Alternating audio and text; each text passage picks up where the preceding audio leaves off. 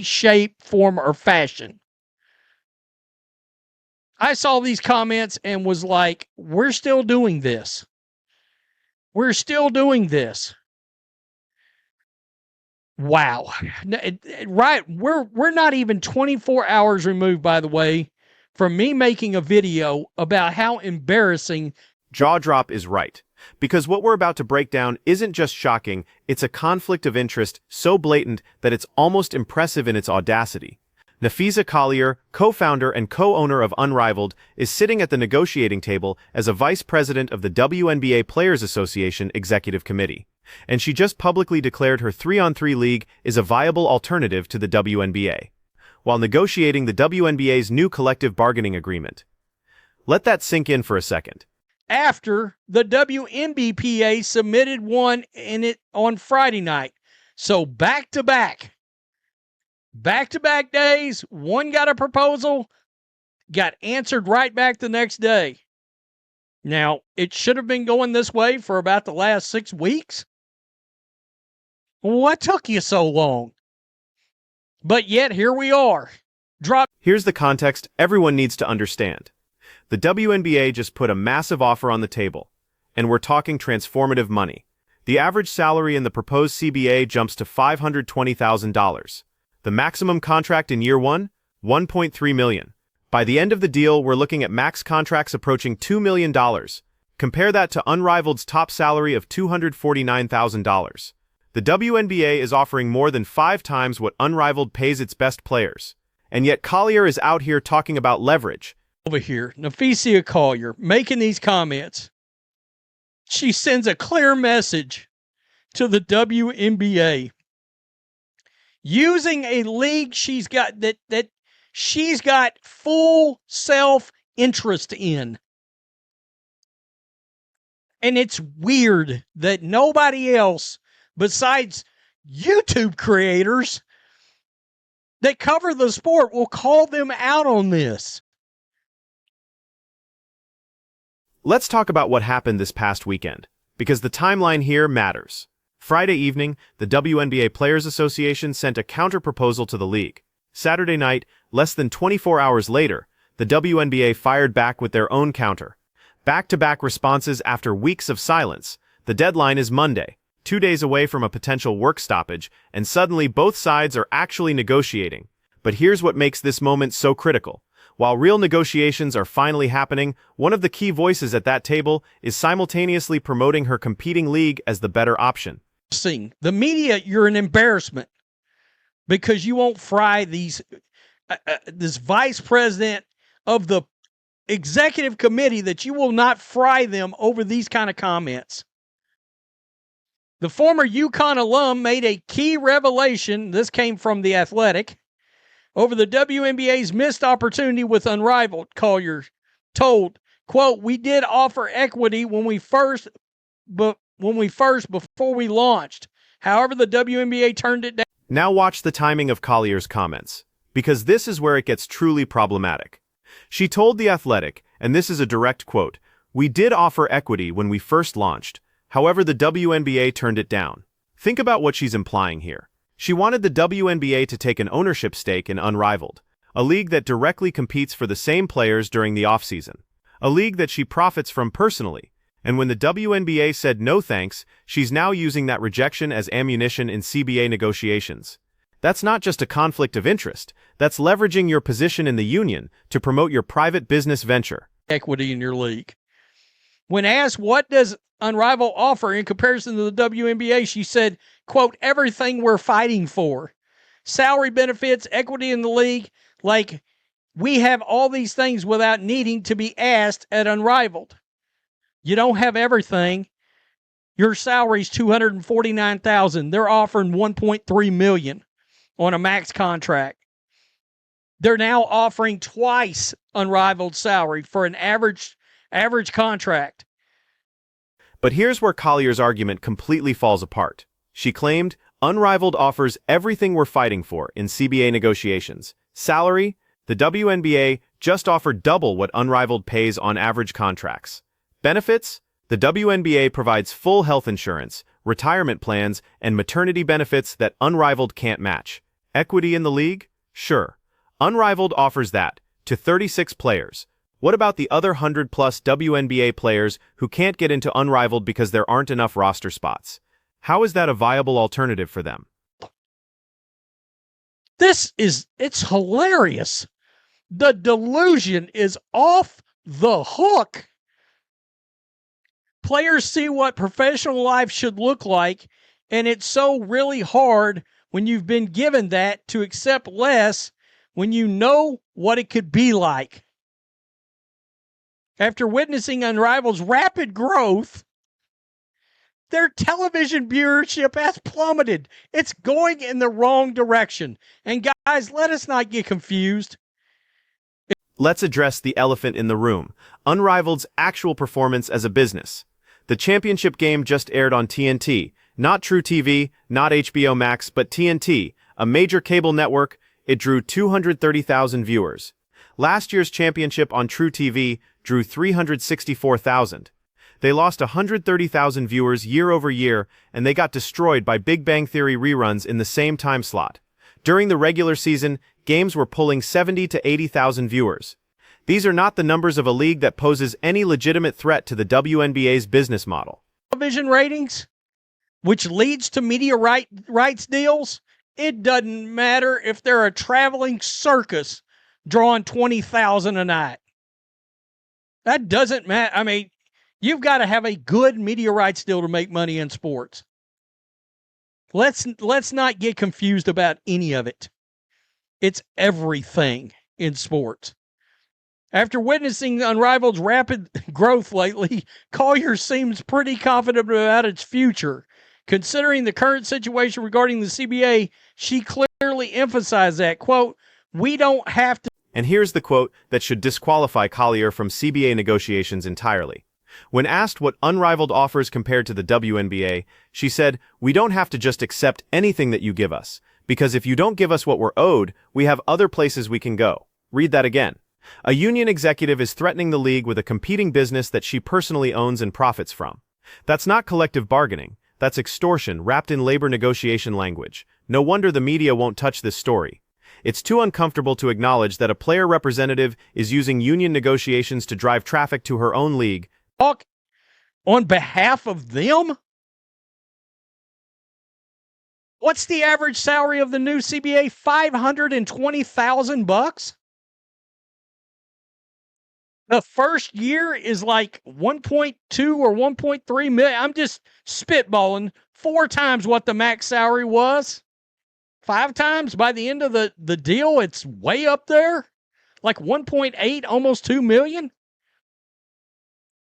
With what's being offered, and you dare say, yeah. The media coverage of this situation has been embarrassingly soft.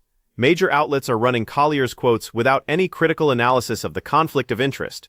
Nobody's asking the obvious question: how can you negotiate in good faith for all WNBA players when you're simultaneously promoting a league that only benefits 36 of them?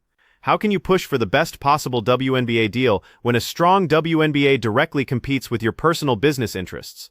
Sports media loves to talk about accountability and transparency, but when it comes to Unrivaled, suddenly everyone's a cheerleader. Crashed and burned in the ratings.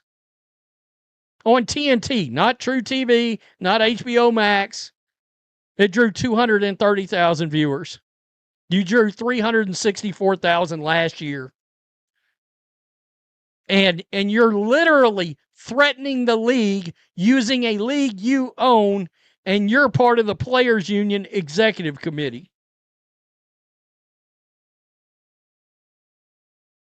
Here's what makes this particularly frustrating for the majority of WNBA players.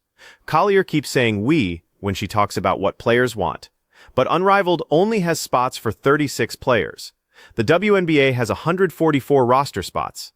So when Collier says players have other places we can go, she's really saying that a select few stars have options, while everyone else better hope the WNBA deal works out.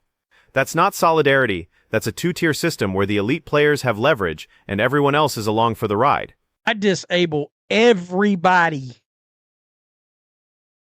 It'd be like that guy that got cut with the Jets on Hard Knocks like 10 years ago. He goes to walks up to the door, goes to scan in, burnt. Pulls the door, nothing happening. Yeah, you can't get in no more, Hoss. If I'm Adam Silver, I'm like, no, you're not going to keep making a fool out of us.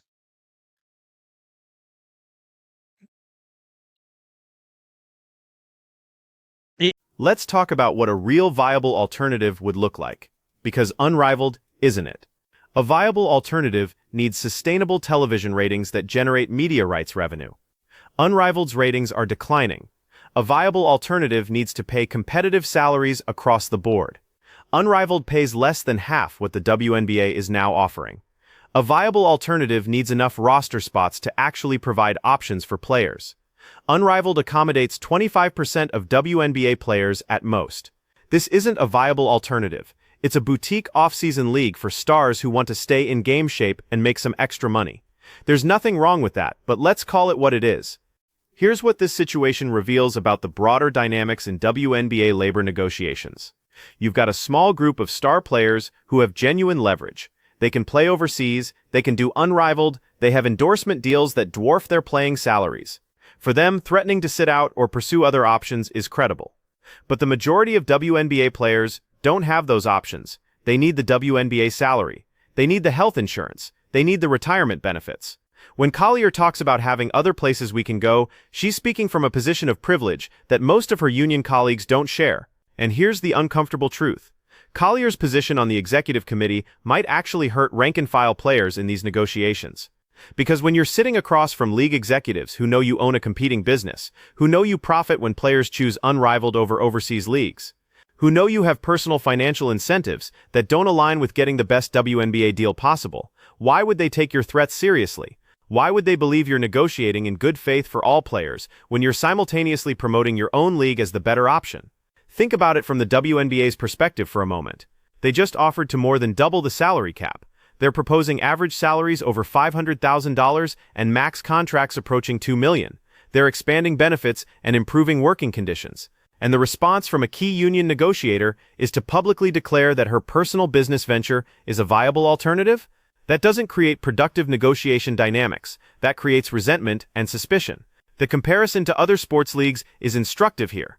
Imagine if an NBA Players Association executive owned a competing 3-on-3 league and was using CBA negotiations to promote it.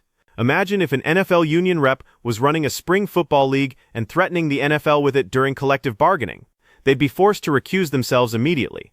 The conflict of interest would be too obvious to ignore. But in the WNBA, apparently this is just fine. Nobody in the mainstream media is calling it out. Nobody's demanding that Collier step aside from CBA negotiations while she's actively promoting Unrivaled. Let's also address the equity argument, because Collier made a big deal about Unrivaled offering players ownership stakes. Yes, the 36 players in Unrivaled have equity, but equity in what, exactly? A league that's losing viewership year over year? A league that hasn't proven it can generate sustainable revenue?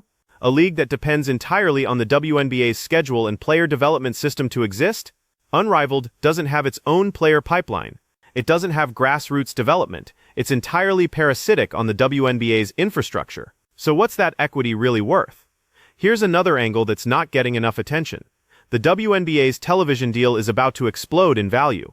The league just completed its most-watched season in decades, driven almost entirely by Caitlin Clark's rookie year. The next media rights deal is going to be transformative. And that revenue gets shared with players through the CBA's revenue-sharing provisions. So players who stay committed to the WNBA are about to see massive financial gains from that new TV deal. But players who split time with Unrivaled, who dilute their WNBA brand, who give fans reasons to tune into competing products, they might be leaving serious money on the table. The irony is that Collier's public comments might actually strengthen the WNBA's negotiating position, because when a union executive is out there saying, we have other options, but those options pay less than half what the WNBA is offering, and those options are only available to a small fraction of players, and those options are showing declining viewership, that's not leverage, that's bluffing with a weak hand. The WNBA executives reading those quotes aren't panicking. They're probably relieved that the union's alternative is so obviously inferior to what they're already offering. What's particularly frustrating is that there are legitimate issues players should be fighting for in these CBA negotiations. Better travel accommodations, more support for mothers and families, improved mental health resources, stronger protections against harassment and discrimination. These are areas where the WNBA could genuinely improve, and where union solidarity could make a real difference. But instead, we're talking about whether Unrivaled is a viable alternative, which it clearly isn't, and whether Collier has a conflict of interest, which she obviously does. The other players in the union should be asking themselves some hard questions right now. Is Collier negotiating for what's best for all of us, or what's best for Unrivaled? When she threatens the WNBA with player departures, is she trying to get us a better deal, or is she trying to drive traffic to her league? When she publicly criticizes the WNBA's offer, is she being strategic, or is she undermining negotiations that could benefit everyone? These aren't hypothetical concerns. They're fundamental questions about whose interests are being represented at the negotiating table. And let's be clear about what the WNBA is offering here, because context matters. $520,000 average salaries in a league that's still not profitable. Max contracts approaching $2 million in a league where only a handful of teams break even. This isn't the NBA with its billion-dollar TV deals and packed arenas every night. This is a league that's still building its audience, still proving its business model, still dependent on NBA subsidies to survive. The fact that they're offering these salary increases at all is significant. It shows they're betting on future growth. It shows they're committed to the players. And the response is, we have other options. Here's what's going to happen next, and you can mark this prediction. The CBA will get done, probably right before the deadline or shortly after. The WNBA will give ground on some issues, the players will give ground on others, and everyone will declare victory. Collier will take credit for the improvements, even though her public threats probably didn't help. Unrivaled will continue operating as an off-season league for stars, with declining viewership and limited impact. And in a few years, when the next CBA negotiation comes around, hopefully the players will have learned that real leverage comes from making the WNBA more valuable, not from promoting competing leagues that can't match what the WNBA offers. The bottom line is this: Napheesa Collier should not be anywhere near these CBA negotiations while she's actively promoting Unrivaled as an alternative to the WNBA. The conflict of interest is too obvious, the damage to union credibility is too significant, and the fact that nobody in mainstream sports media is willing to say this out loud tells you everything you need to know about how the WNBA gets covered. We hold other leagues to standards of accountability and transparency, but when it comes to the WNBA, apparently anything goes. So here's my question for you. If you were a rank-and-file WNBA player, someone who's not getting Unrivaled offers, someone who depends on that WNBA salary and benefits, would you want Napheesa Collier negotiating on your behalf right now? Would you trust that she's fighting for the best possible WNBA deal, or would you wonder if she's got divided loyalties? Drop your thoughts in the comments, because this is a conversation the WNBA media refuses to have, but it's one that matters for every player in that league.